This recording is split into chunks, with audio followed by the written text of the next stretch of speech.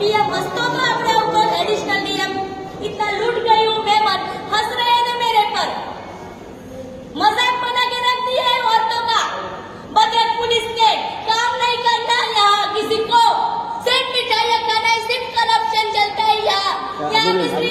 SP को श्री मर्गा संपत्ति को काम नहीं करना बोलता है वो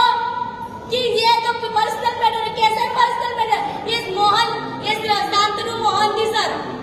जो डीएम है ट्रेडिशनल मास रहा है मेरे पर मजाक बना रहा है मेरा क्या प्रूफ है क्या तो मैटर नहीं तो पूछ क्यों रहे हो यहाँ के पुलिस को काम नहीं करना बजरंग पुलिस को एडिशनल एसपी हंसते हैं मेरे पे 2 महीने से परेशान हूँ बच्चा मेरा मैं रोड पे आ गई हूँ क्या पता तकलीफ क्या होती है कैसे वो बहुत ही सर हंस रहा है मजाक बना रहा है मेरा तकलीफ में उस सर ने बोला उसको मोहन जी सर को एडिशनल डीएम को पता चले इंसान का मजाक कैसे बनता है बोलते यहाँ उड़ीसा की मजाक नहीं है पता चले बताओ मोहन जी सर को मजाक कैसे सर को बुलाओ कैसे वहाँ पे मजाक होती है क्या प्रूफ है क्या